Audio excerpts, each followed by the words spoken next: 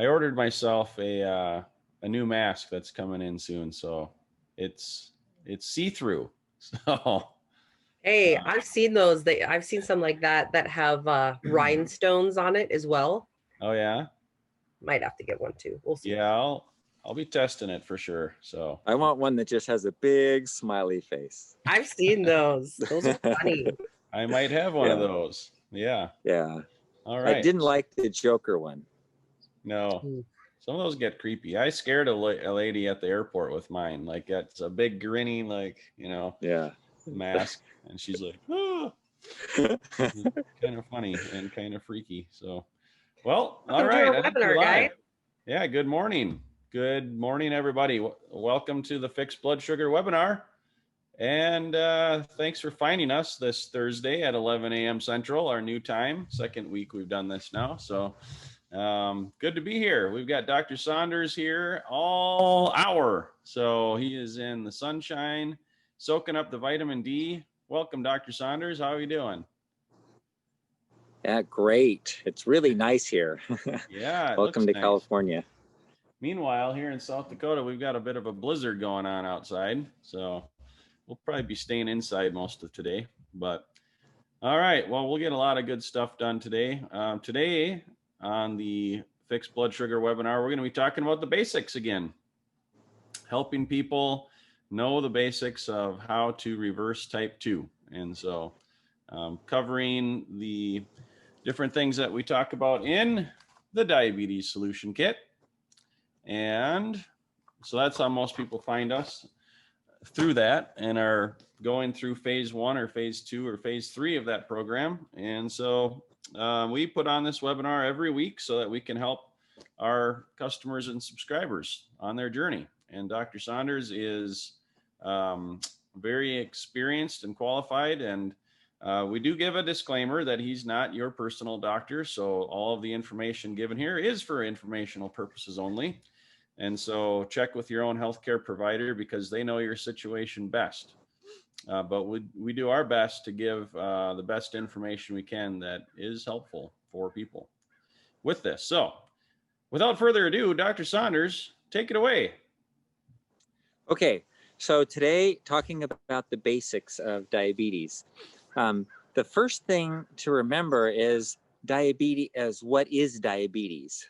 Diabetes, it literally means peeing too much. And that's where it comes from, because that was the only symptom that people had for a long time, is they would just be peeing all the time. So they'd go into their doctor and say, oh my gosh, I can't sleep at night, and I got to know where all the bathrooms are because every hour I have to go pee. And then I'm thirsty all the time, often goes with it. So that's what it means, diabetes. But the reason why people had to urinate all the time is because the kidneys were what they do is they get rid of the extra sugar. When the sugar gets really high, then it spills over into the urine and takes the water with it. So then all that urine comes out, and because of the sugar. So the problem is really blood sugar. So when doctors got the ability to measure blood sugar, they'd go, aha, your blood sugar is high. And then they looked at what's normal and what's not normal. A normal blood sugar is between 70 and 90, or if you're in Canada, between 4 and 5. Those numbers are normal, or they're optimal, because now normal has changed. Normal is not average, but within a norm of what everybody else has. So it's a comparison to everybody else. So you have to be careful about these numbers, because if you're just looking at a comparison, you might be normal and still have diabetes, because the average person, especially in the United States, has high blood sugar. So then the question is, why? Why are we having so many people with high blood sugar?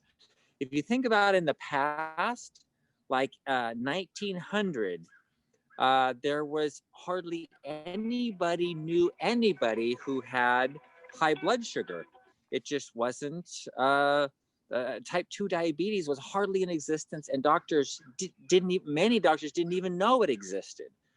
Of course, we know it did, that some people did have it, but it was kind of rare because unless they had symptoms, nobody checked their blood sugar, nobody did any blood tests, nobody knew anything about it. So unless they had a lot of symptoms like peeing too much, then they wouldn't know they had it. And then since then, it has increased like dramatically, like it's gone through the roof to the point where about half of our population is currently diabetic or pre-diabetic. So think about that when you're thinking, what's my normal, or am I normal? You don't want to be normal, because normal is normal is taking a sort of an average of the population. And if the population is generally high, then you don't want to be there. So why has that gone up so much? Why have, since 1900, or let's look 1920, when they first discovered insulin, to now, why are we seeing such a dramatic rise? Well, the primary reason is really simple. It's diet. It's because if we look back then and we see that the average American, at least, ate 4 pounds of sugar a year. 4 pounds of sugar a year. And then later on in 1920s, it was around 10 pounds a year. And then as time went on, it increased to the point where today, the average American eats his weight in sugar every year. So if you weigh 50 pounds, you probably eat about 50 pounds of sugar. If you weigh 200 pounds, you probably eat about 200 pounds of sugar. That's on the average. So when you average over the big group, so think about the difference there. That's just processed sugar. So does that include starches? No, that doesn't even include starches. So if you're eating rice and corn and pasta and grains and cereal, then the sugar's included in that, but not the starch part. So so you think about eating complex carbohydrates, and we were told, oh, the complex carbohydrates are really good for you. You know, you got to live on bread and rice and pasta, and that's you know, really what's good for you. And actually that increases the amount of sugar. So if you just think of what people ate, where they didn't have a lot of processed foods, they didn't have a lot of processed starches. When they had wheat, it was whole wheat. Mostly, there were few people that could get in the early 1900s. A few people would eat the white processed kind of foods. So as time went on, the diet increased so much that people started becoming toxic on sugar. So they're getting this sugar and starch, it's glucose in their blood, and it's going into their cells just the way it's supposed to. And then our lifestyle becomes more sedentary. We sit around. And so here we are sitting around and eating more sugar. So we're not burning any more, and we're eating more. And so what happened was the cells filled up to the brim. They're like, they got this much sugar in them. And so what are they going to do? Well, what they do is they send a signal to block the insulin receptors. So they just block it. So sugar can't get into the cell anymore. They say, no, we're full. There's no more room in the inn. This hotel is completely full. Sorry, you're going to go have to find somewhere else. So the sugar goes around looking for somewhere else. And the more cells that are blocked, the less likely that sugar is going to get into a cell, and the more likely it's going to stay in the blood. So then the blood level starts rising of blood sugar, and that's when you start peeing too much and getting the diabetes. Does that make sense? I like using the analogy of the sink. You know, your sink is overflowing, the water's on, the sink's overflowing, and so you go to the doctor and you say, I have too much urine. It's spilling into my urine. I have too much blood, too much urine and too much sugar in the urine, and it's spilling into my urine, and it's creating, I have to pee too much. Let's clean that up. So they start trying to get the sugar down in the urine. That's kind of like mopping up the floor. You know, the sink's on, the water's on, the sink's overflowing, and you're mopping the floor. And so you go back to the doctor and you say, well, it was okay for a while, but now it's getting worse. What do I do? Oh, let's give you another mop. You can use 2 mops to mop up that floor. So now you're mopping with 2 mops. And then you go back and you say, well, that was working for a while, but now there's more spilling over. What am I going to do?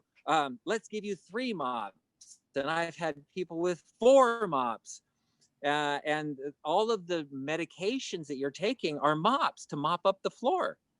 When the diabetes solution kit has just one purpose: to turn off the water. Turn off the water. That's all you got to do. First of all, turn off the water. So if you turn off the water, then it's not going to spill over anymore because it's just not spilling over. So that's what happened with people when they started over time. The reason diabetes has increased so dramatically is because we're not using it as much and we're eating more. So what's the solution? Really simple: use more, eat less. So the whole idea of the diabetes solution kit is to decrease the amount that's going into your body.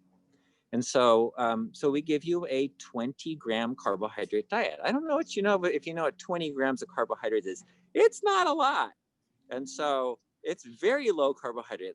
An apple, for example, has almost 20 grams in it. So eat 1 apple, done for the whole day. That's all you get all day, kind of thing. So you can see that that's not enough, right? That's not going to be enough energy for you to work all day long or to do whatever you do all day long.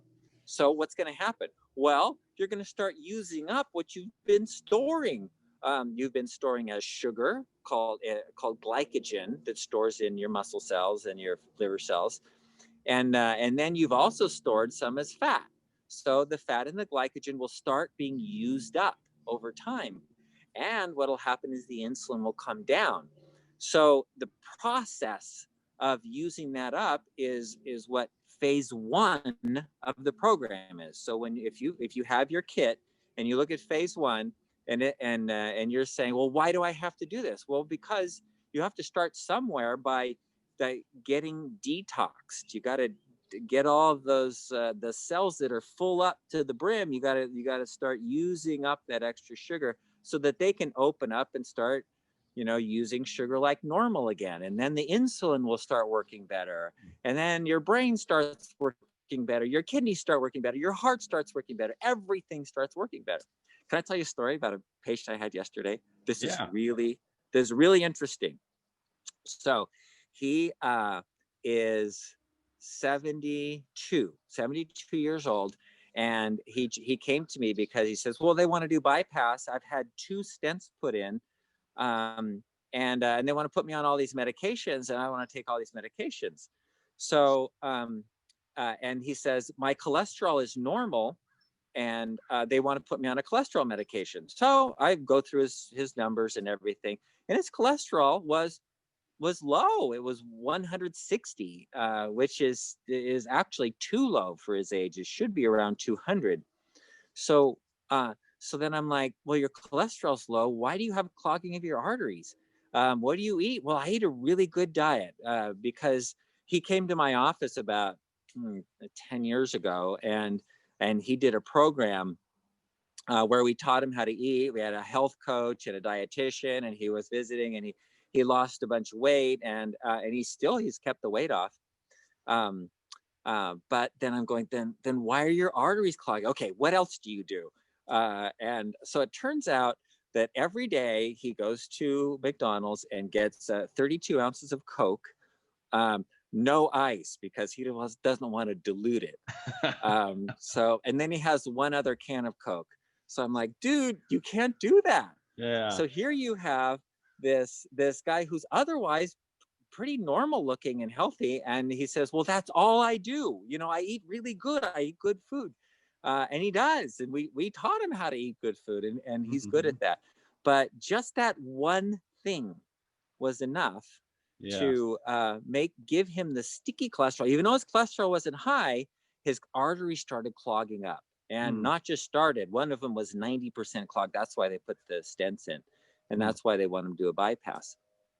I'm like, dude, you just got to get off of that. That's all you need to do. Is get off of that. So that's what we do in the Diabetes Solution Kit, is we help you to detox from all of those things that have created these high levels of toxins in your cells. Yeah. Well, when you think about it, like sugar really is a drug in a sense. I mean, it's and it takes a fight. Like it's an addictive drug that we have to, and that's part of what we help people do, is realize that. And it takes, you got to really, get to work on that and treat it seriously. Yeah, it's often been compared to cocaine. I don't know about that. The way they did the studies with rats comparing sugar to cocaine. Right. Yeah, the rats prefer sugar. Well, they're hungry too. I don't know. Yeah. So you talked about frequent urination. I was just looking in the report here about other symptoms. And so excessive thirst and increased fatigue. I was just kind of curious about those two. Like, why is that? Because you're eliminating all the water and thus you're thirsty? Yeah. Excellent question. Okay. So you get the thirst is because you're peeing too much, because when you spill sugar in the urine, the water goes with it and you're losing extra water. So you're dehydrated. So you're getting thirsty. Oh man, I got to drink. So it can work both ways. I've had people who they're told that they have to drink, I don't know, 8 glasses of water a day or something. So they're drinking like 8 16-ounce glasses of water a day. So the excessive water intake causes too much urination, which causes lower sodium, which can cause you to get thirsty, which can cause you to drink more. So that the cycle can be set both ways, either from drinking too much or from peeing too much. Either way, you can start that cycle, and it's hard to break. You have to do fluid restriction, getting off the sugar so the sugar goes down, and eating more salt until your volume gets back up again. And it's not always easy to fix that. Yeah. And then why is increased fatigue a symptom? Okay, really important.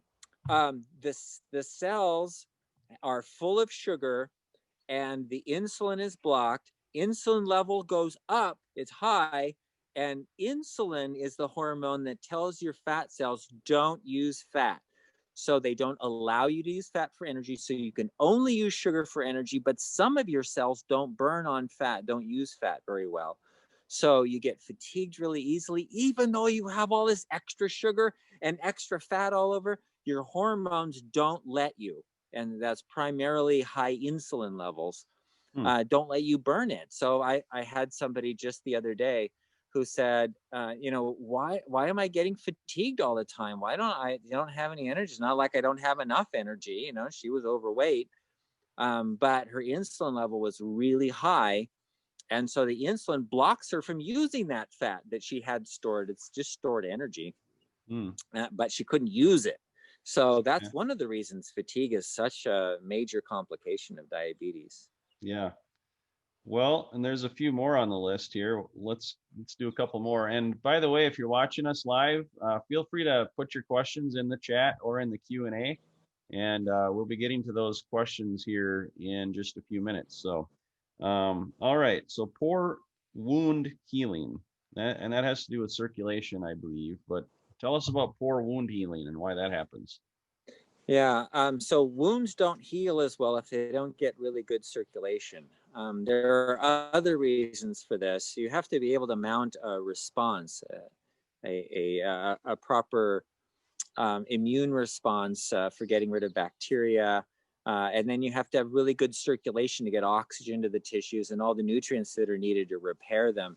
So you just don't repair as well when you don't have that good. It's the microcirculation, the capillaries and the small blood vessels that are closed and blocked.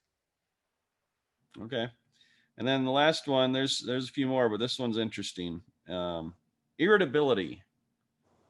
Why do people get irritable?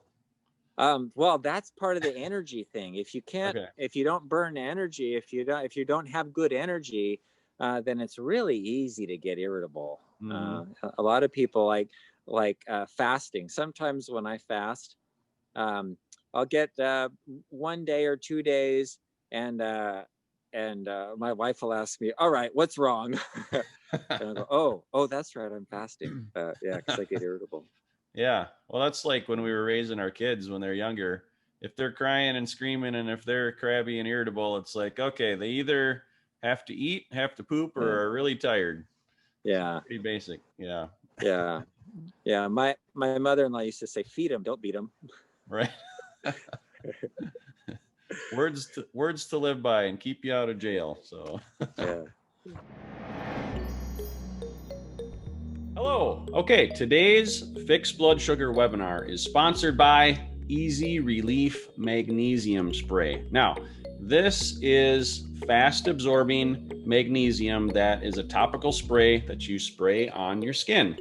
And it is vital for over 300 functions in your body. Now, the nice thing about this magnesium is, first of all, you don't have to ingest it, so you can't take too much of this. Your skin is great at absorbing only what it needs. So you spray about 30 to 50 sprays of this per day, and I personally do it 2 to 3 times a day of 10 to 15 sprays, and I do it on my chest and my legs typically. And this is going to correct the deficiencies that most people have. Now, how do you know if you need magnesium? Usually the symptoms are you have muscle cramps, trouble sleeping, if you're fatigued, if you have erratic blood sugar, if you experience any type of numbness or tingling, or if you feel down in the dumps or feeling blue. Now, those are all different types of symptoms that a lot of times magnesium can help with. So highly recommend this product of Easy Relief Magnesium. It is super easy. You spray it on. You don't have to take a pill or anything like that, and you don't have to worry about absorbing too much.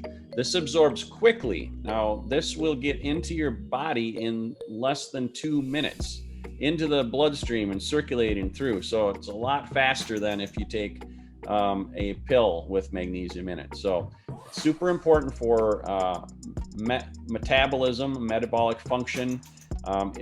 If you have insulin resistance, magnesium will probably help with that. There's a connection between low magnesium and insulin resistance. It's great for relaxation and sore muscle relief. It helps you sleep. Great for muscle cramps and achy joints. There's no sticky residue. So a lot of times if you find a different magnesium spray, it's not bonded with water like this process has done. So this doesn't leave a sticky residue at all. So it's great. It doesn't sting. It improves your mood. And there's just all sorts of different, again, there's 300 different functions that magnesium is used in the body. Highly recommend it. It's 365-day guarantee, just like anything. You can get it at bartonnutrition.com.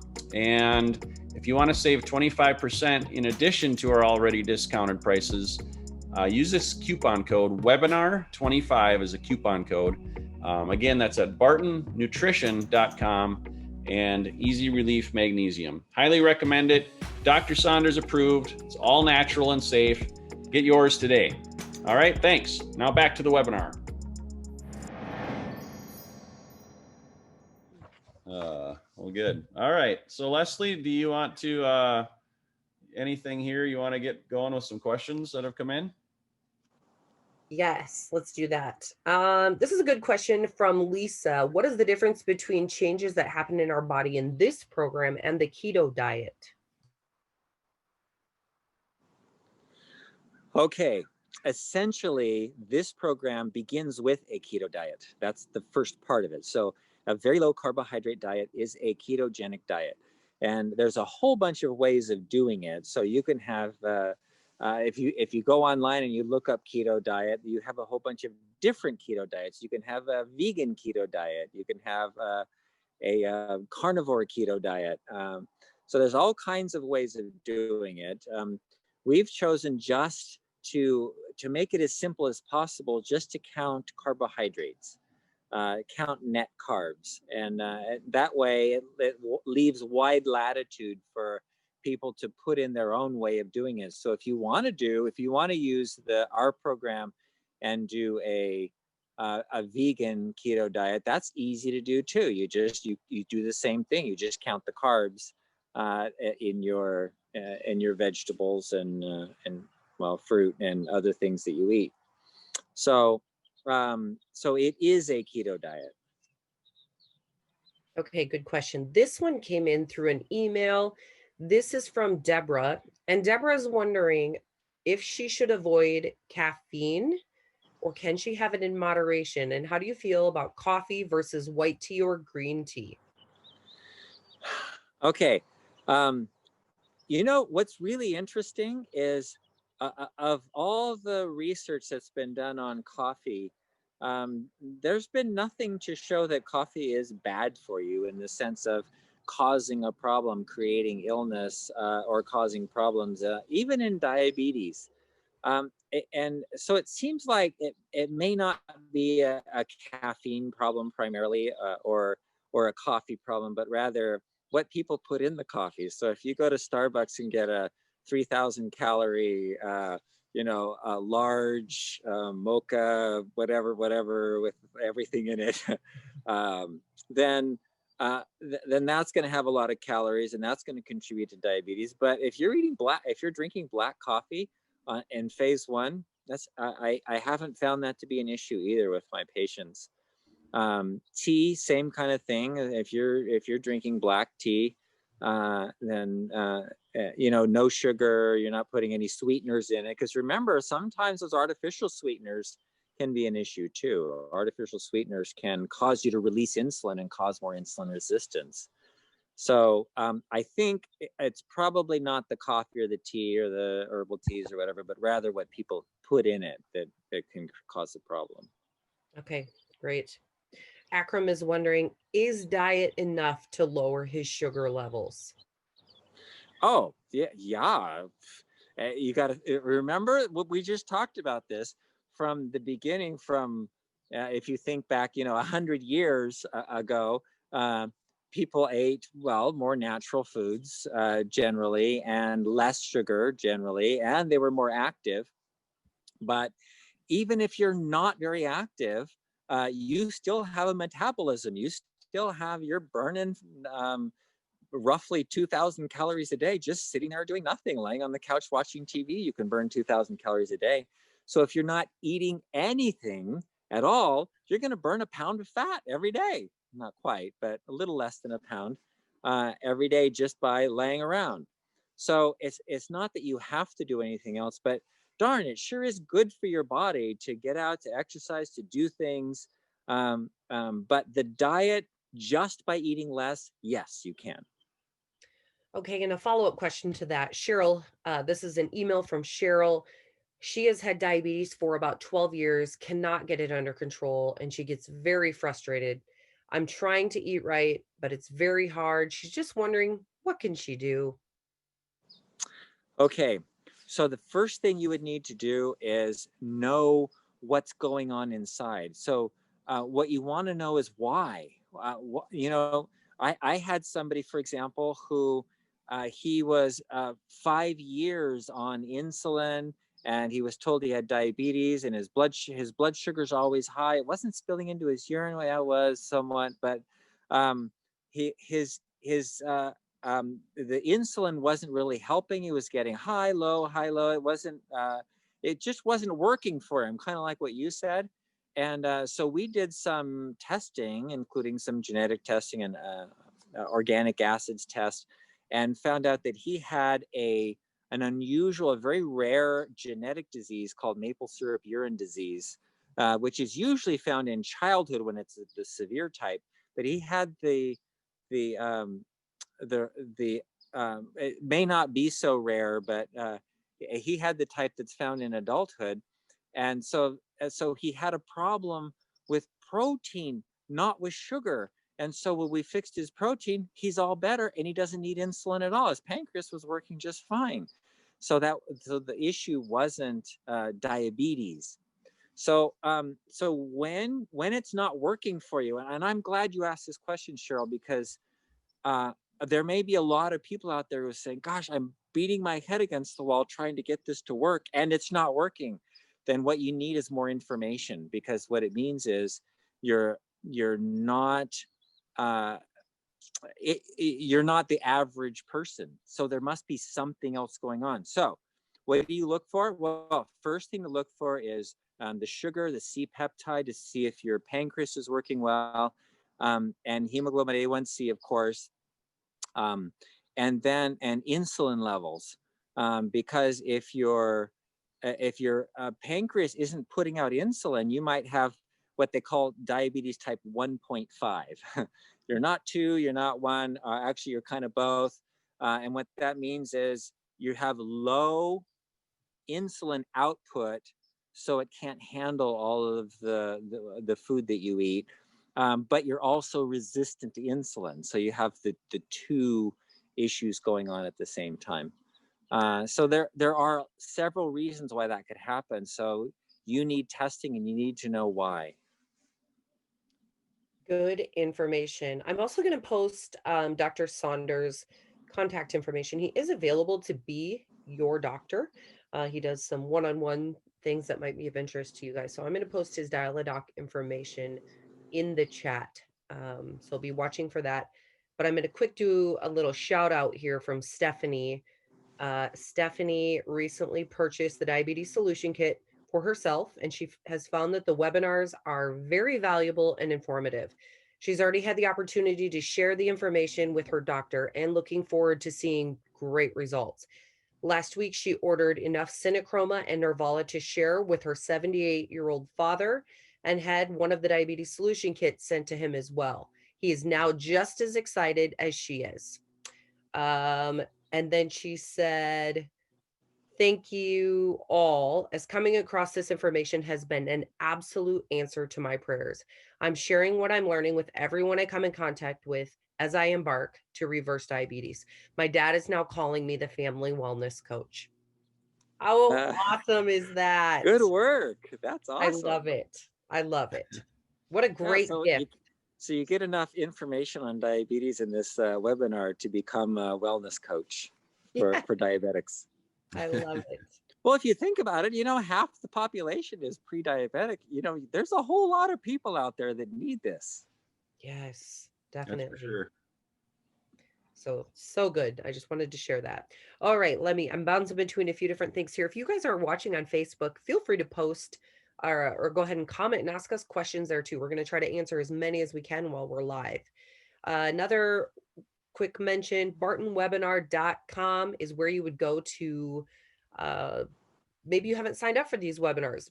Head there. Also, there is a link to our YouTube channel. I've probably sent about 20 emails today to people who have said, hey, how do I watch past webinars? Maybe they weren't able to see the whole thing or they want to share it with a friend. If you go to our YouTube channel, it is linked at bartonwebinar.com. You're going to want to subscribe to that and share, watch all of them. They are very good. If you have a specific topic that you want to search for, you can type it in the search bar. Maybe you want to look up Metformin, type that. It'll show you all of the webinars where we have talked about Metformin. So great resource there. Let's see. Okay, here's a good question. This is from AV. I might be pronouncing that wrong. In one of your publications, you advise not to consume diet sodas because in some way it was psychologically cheating because of the sweet taste and it may affect the pancreas. Does that not also apply to healthy sweeteners like stevia? Lots of questions about our sweeteners. Yes, that is a great question, because it's true. Because for many people, the taste of sweet is enough to release insulin. And there are taste buds in the intestines that tell your pancreas how much insulin to put out. So, and some people are more sensitive to those, just like anything. Some people have a very sensitive taster, for food and stuff. So those who are really sensitive, if they eat even a little bit of artificial sweetener, and it doesn't matter if it's a good sweetener like stevia or monk fruit extract. I had somebody ask me that, why can't I lose weight? And she says, well, gosh, I've been putting this monk fruit in everything. And I'm like, okay, just get rid of the monk fruit and we'll see what happens. I don't have a result on that yet because that was recent, but that kind of thing it's true, and it's not true for everyone. There have been studies on this where they look at insulin release with diet sodas, for example, and stuff like that. Not everyone has the issue. It's only some people. But if you have diabetes, it's more likely you do have the issue. If you gain weight easily, it's more likely you do have the issue, because if you're gaining weight, it usually means you have high insulin, because insulin is the hormone that tells your body to make more fat. So just because you're in this situation, it's a good idea for you to stay away from the artificial sweeteners. Good. Okay. I've had a couple of questions about this. There must be some stomach flu going around. People are wondering, when you are ill with stomach or intestinal flu and you can't keep anything down, what do you recommend as far as vitamins and supplements to keep your glucose levels good? Okay, well, if you're not eating anything, your stomach's empty, then you're fasting, right? If you're fasting, then the insulin drops down, and then you can start using the fat off your body. So you will also make something called glucagon. And glucagon comes from the same, right next to the cells of the pancreas that make the insulin. And glucagon is released when the insulin drops down so that your liver can make more sugar and keep your blood sugar up. So it's supposed to be an automatic system. And the reason it breaks down and people get hypoglycemia is because they've had high blood sugar for so long that they're not used to having normal blood sugar. And so the pancreas has to reset. And during that time it takes to reset, people often get low blood sugar. So having low blood sugar is actually not as bad as everybody said. They did a study on rats where they gave them low blood sugar. They inject them with insulin, gave them low blood sugar in the 40s, and that's really low. Like they're laying around like, they're really miserable rats, literally. And after 3 days, the rats are up running around and acting like normal rats all of a sudden. So they checked their blood sugar, it's still 40. And what they found was that they had increased the glucose transport proteins to get the sugar into the cells, into the brain, into the kidneys, into the heart, so that they felt fine at a blood sugar of 40. So just to let you know that it's okay. I mean, if you're sick and you're not feeling well anyway, I don't know. The system is set up so that you can internally make your own sugar, that you don't have to eat anything. You don't have to take any supplements. I recommend licorice. Licorice is really good when you have like a stomach flu or something. Licorice and ginger. In fact, what I'll do is I'll often get fresh ginger and some licorice root and put them together in a tea, because the licorice has a kind of a sweet flavor that makes the ginger taste really good. So I don't know. That's a good combination. That's good. I love hearing all the birds in the background there. As we're having a blizzard here, it's just a refreshing sound. It's almost like I'm playing some meditation music in my background or something. Right. It's good. Okay, a question from Lisa. If my C-peptide level demonstrates my pancreas is not producing or releasing much insulin, does that mean I have to continue using insulin injections? I've been on it for 1 year and it seems I'm needing more and more, and my endo wants to put me on a pump. Yikes. Help, please. Okay. Okay. So if your C-peptide is low but not 0, so let's say it's like around 0.8 or something like that, where where you're making some insulin, but it's not very much. Then it's not enough for what you're eating. A good way to handle that is to eat a super low carbohydrate diet. So somebody like that would do a keto diet, like phase 1 of the diabetes solution kit.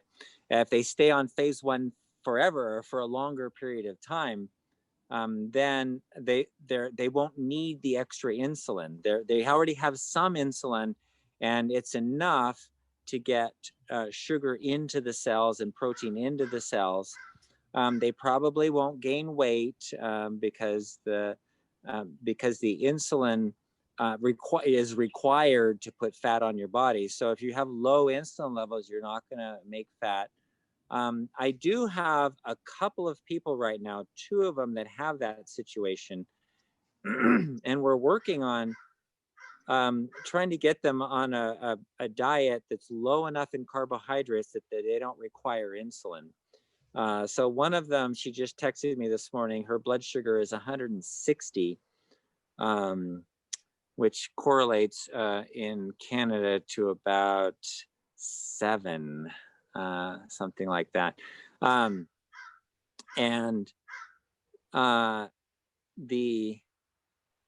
So her blood sugar is still a little high, but it's a lot better. It's come down from the 200s. And she's still injecting insulin, but only with meals because her pancreas is putting out some. So the answer is to lower the carbohydrates until you get to a point where your blood sugars don't go up when you eat, and to where you can keep it at a normal level. Now, it may not be normal like 70 to 90, but if you can keep it around 120, then that would be a decent place to be. And also, we have some people asking, when do we go to phase 2 in the diabetes solution kit? And I feel like your answer would probably be very similar. Yeah, that's a question that comes up a lot because they say, well, how long do I have to be on this phase 1? Well, it's different for everyone. So somebody who's barely had pre-diabetes may be only 1 week on phase 1, whereas people who've had long-term or really high blood sugars may need 6 months or a year. So there's no way we could put a time on it to say it has to be this long. But if you're getting consistently, when you're measuring your fasting blood sugar in the morning and it's consistently 70 to 90 in that range, then you're good. You should be able to go to phase 2 pretty easily. Okay, we have a question from Krish. Krish, I don't know why I say she, I'm sorry, is wondering, I think you mentioned that you made almond milk on one of our webinars. So now Krish wants to know, how do you make the almond milk? Because commercial products contain so many additives and no, right? I yes. totally agree, Krish. Yeah. Okay. So it's not hard. It's actually really easy. So you take a cup of almonds, put them in water, and let them soak. I put them in the refrigerator to soak at least overnight, usually a full day or 2 days, and then drain the water off. Put them in a blender. I have a Vitamix, and then 4 cups of water. So there's 1 cup of, and if you want to make less, then use a half a cup, and then 2 cups of water, and then you blend it on high. I do it for several minutes until it gets hot. It starts getting hot, so I don't want it to get really hot. All the friction in there makes it hot. So once it starts getting warm, then I take it out, and I have like it's not a cheesecloth, but it's a cloth. You have to be kind of careful. I've tried so many filter cloths and stuff like that. I even tried once a juicer filter, and that didn't work either because the milk is too thick. It won't go through that kind of filter very well. So you have to get a lighter cloth, and then you I put it over a pitcher, and I put I put the cloth in kind of halfway in the pitcher and then fill it up. And then some of that's going to go through the cloth. And then I can take the cloth up and twist it at the top and keep twisting and twisting. So it's like wringing it out. And as it gets tighter and tighter as I'm twisting, and then it squeezes the water out into the pitcher. And that works pretty well. Okay, so if you like thicker milk, and I usually do, then put about a half a cup of oats or a quarter of a cup of oats in it. The oats have a carbohydrate. Gosh, I don't. It's a fiber that it acts like a thickener, like the carrageenan that they use in the commercial stuff, but it's like totally natural and everything. So that's because I don't like the thin milk, the watery stuff. I've never liked skim milk or even low fat is like, it's okay, but I like a rich, full rich milk. So that's why I add a little bit of oats in it, because it makes it a thicker, like it richer. Oat milk is very popular right now too. Yeah. But very Chris, high in carbohydrates, warning. yes. Chris is wondering if you remove the red peel from the almonds first. Some people do. I don't. I'm just lazy. I don't do it. Let's see. Sita. You can blame the sloth, Dr. Scott. Yeah. Oh, yeah. That's me. Yeah. That's all of us at some point. Okay, Sita's asking, we had a question about resveratrol, I think a couple weeks ago as well. Wondering if it doesn't work after 3 months, which Sita's hoping it will, do you have something else that you recommend? I do not know if it's fat in the pancreas or liver. I do not gain weight. I lose at all times. Okay. Resveratrol is an antioxidant. It's a great antioxidant, but it certainly isn't the only antioxidant. And there's nothing wrong with it. It's really good. But as far as working, it works as an antioxidant, but that may not be your issue. So if you can't gain weight, then you probably have not enough insulin.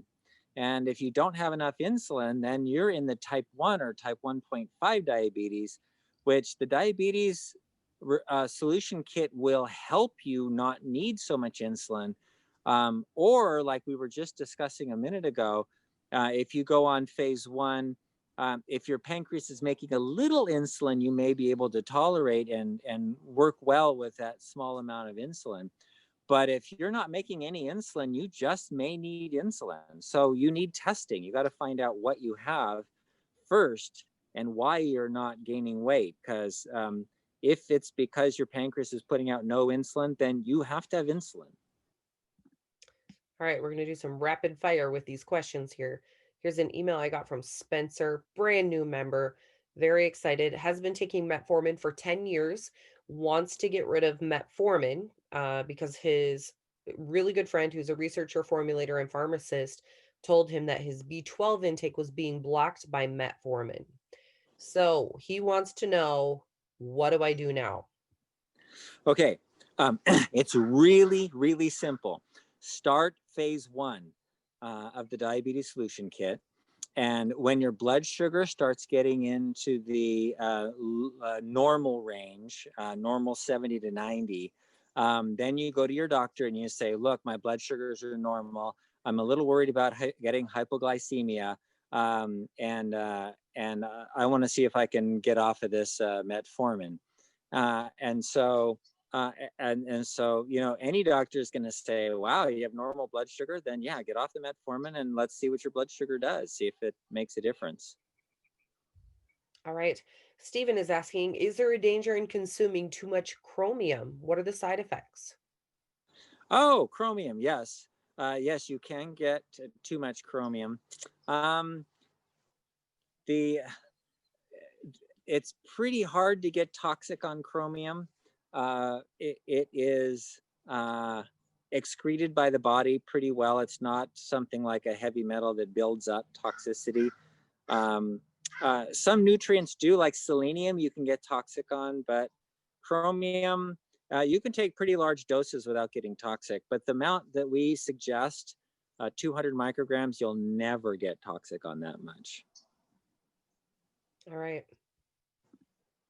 I keep reading that metformin causes cancer. Do you know anything about that? So what metformin does is it blocks the mitochondria from using sugar, and it forces the body to use fat. Cancer requires sugar to grow. So if cancer can't use sugar, then it dies. And actually, metformin is often used to prevent cancer or to decrease the energy production of cancer. So I've studied it quite a bit, and I haven't seen any research that it causes cancer. And I know it's used for both prevention and treatment of cancer. Okay. Lisa says, thank you so much for answering my questions. May I ask how important the magnesium is in helping with diabetes? Okay. If you're low in magnesium, then your cells are more resistant to insulin, and it's harder to get sugar into the cells. So if you're not deficient in magnesium, then you won't have that issue. So it's not a more is better kind of thing. It's sufficient is enough. And once you have enough, then it's enough. You don't have to add more. So how important magnesium is depends entirely on your supply of magnesium. So let me just speak, at least in the United States, it's hard to get magnesium in sufficient quantities because we don't have staple foods in our diet that contain magnesium. Most other areas of the world, they have staple foods that are high in magnesium. Some places they eat a lot of greens, other places they eat a lot of beans and peas and lentils, or nuts and seeds. So anything that grows, or whole grains. So if you have whole foods and greens and nuts and seeds and whole grains, then you can get enough magnesium. But our foods are mostly processed foods. We eat small amounts of greens, and when we eat greens, it's like iceberg lettuce. It has very little magnesium in it. We don't live on stuff like kale and spinach and chard. So because the American diet is very low in magnesium and meats don't have a sufficient amount, there are some fish, sole, for example, is pretty high in magnesium. But because we don't have a daily high magnesium source in our diets, it's really easy to get deficient. So that's why we suggest everybody take magnesium. Okay. Avi is asking, if you cut off all carbs and your blood sugar drops to normal, and then you use fat and you get thin, from where is your energy going to continue to come? Do you need to re-enter some carbs? Well, oh, that's really good. Okay, so this isn't just like fat carb thing. This is not a pure calorie thing. From my point of view, when I listen to that, I'm hearing hormones. So you drop all carbs, and your insulin goes down to zero. So remember, it's insulin that's required to put fat on your body. You can't put fat on your body if you don't have insulin. So you drop the carbs to zero, and you're not making any insulin. Then yeah, you're eating fat. Then you're not going to put on weight because you don't have any insulin, and fat doesn't produce insulin, or very tiny amounts. So so I look at it as a hormone thing. So where's your energy going to come from? Well, you're going to keep burning fat, and you can burn fat as long as you want. Now, if you want to put on weight, if you're worried about losing too much weight, yes, adding carbs will allow you to make insulin. Insulin will allow you to put some fat on your body, but not just fat, proteins too. You know, proteins, amino acids require insulin to get into the cells too. So it's not just sugar. It's not, but it's just too complex to tell you everything that's happening, that there's just so much. But you know, don't think that you're going to get that all you get is fat, because when you start eating carbohydrates, it also allows amino acids to get in. But you do make some insulin with when you eat protein meals too. So so the insulin will help you get both the amino acids to make more protein and the carbohydrates that are made into fat in your body. So you can put on weight by doing that. Okay. Michael's wondering, in Canada, the normal blood sugar is 4, according to what we've said. Yeah. Why do doctors say between 5 and 7 is good? Because between 5 and 7 is it's acceptable, and it's going to get your hemoglobin A1C in the 6 range, and so they consider that good for people that have diabetes. It's not normal. Remember, well, it's not normal. It's not optimal. You know, remember I was talking about in the beginning how 50% of the population is pre-diabetic, and so everybody's hemoglobin A1C is pushed up to the 5 to 6 range, and or over 5.5 range. So then that skews the average and the normal. So the doctors are looking at normals. Don't look at normals, look at optimals. So the optimum is still 4 to 5. All right, James. Or if you're in the United States, it's between 70 and 90.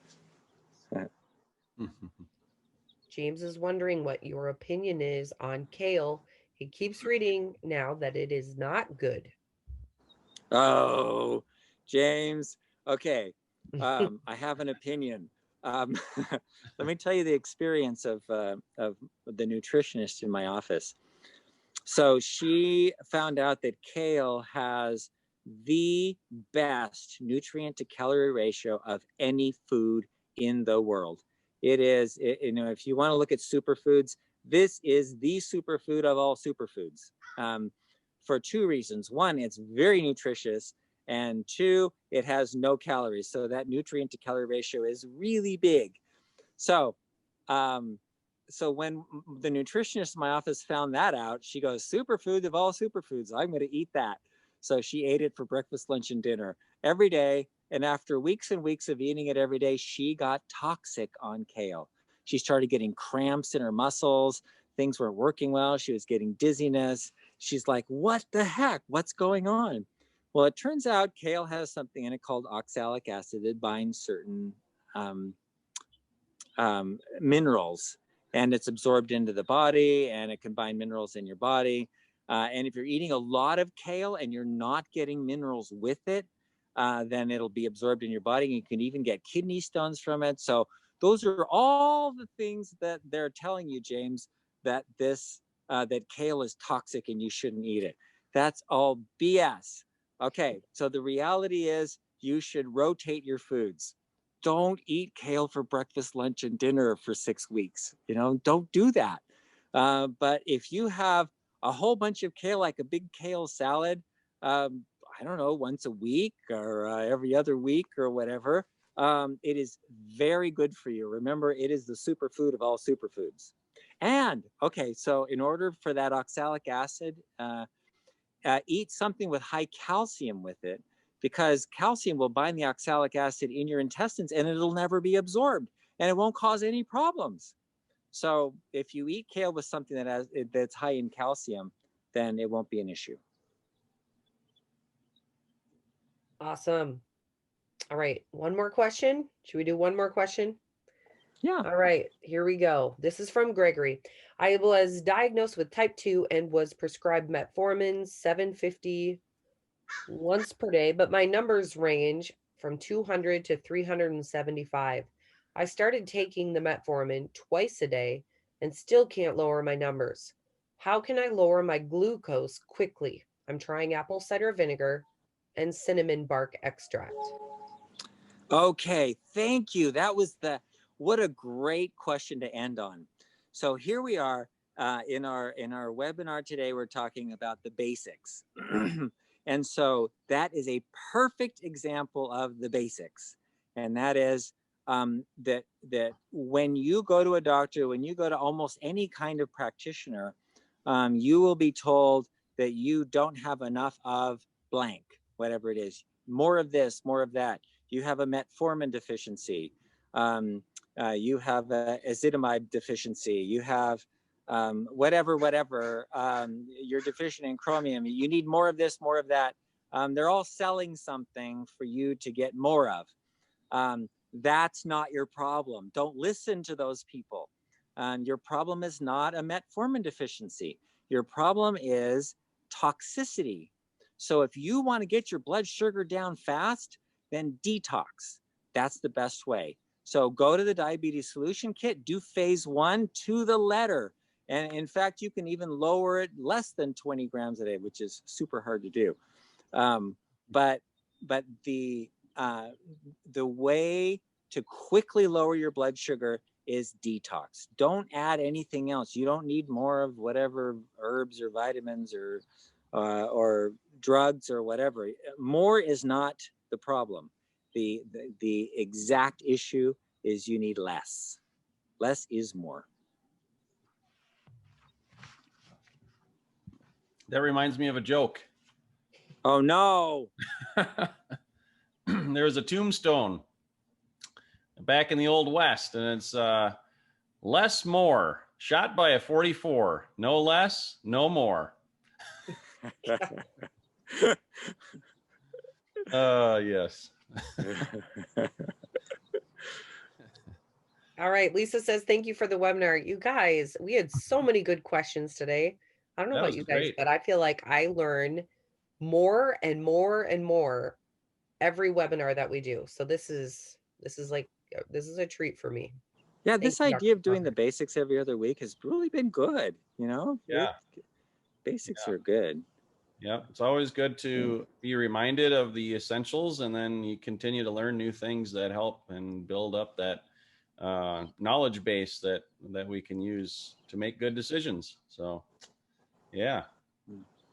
Yep. So, yeah, Leslie posted the phone number for Dr. Saunders if you're interested in actually having a consultation with him and becoming his patient. You can call his office at 805 688 7171.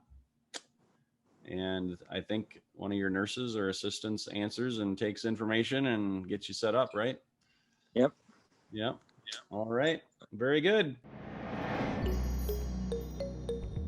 Today's Fixed Blood Sugar webinar is sponsored by CinnaChroma, our best-selling advanced blood sugar support formula. Now, thousands of people around the world are taking CinnaChroma every day as part of their program to fix their blood sugar using natural ingredients that simply work. Now, Dr. Saunders formulated CinnaChroma to meet key nutritional deficiencies that most people have unknowingly suffered from for far too long. With CinnaChroma, you get a blend of 6 key ingredients. The perfect combination of chromium, vitamin D3, and vitamin K2, which it's important to take those two together, selenium, vanadium, and our 10-to-1 cinnamon bark extract. Now, if you're not already using CinnaChroma, I highly recommend that you give it a try and see how it helps your energy, your weight, and your blood sugar numbers. You can get CinnaChroma at bartonnutrition.com or on Amazon. If you get it at bartonnutrition.com, you can enter the coupon code webinar25 and you'll save 25% off at bartonnutrition.com. But I realize some people like to go to Amazon as well. So anyways, CinnaChroma, highly recommend. Now let's get you back to the Fixed Blood Sugar webinar. Well, hey, this was great. Thanks for joining us, everybody. And we will be back next Thursday at 11 a.m. Central Time. And you can visit bartonwebinar.com to register if you haven't already. And then you'll get notified with an email that gives you the link to click on for Zoom so you can join us live and get your questions answered. And as always, keep going, moving forward. Keep implementing what you've learned. Don't give up. If you have a bad day, just get up the next day and do your best again. And, we're all human, but that's what we're here for community and encouragement and good information. So Dr. Saunders, I was going to tell him thank you, but it looks like he got disconnected. So He's busy. He's working with patients today. Yes. Yep. So we'll say bon voyage. Thanks for joining us, everyone. And, my friend Perry, also, he was kind of lazy today. He says goodbye as well. So take care, everyone, and we'll see you next time. God bless. Bye. Bye-bye.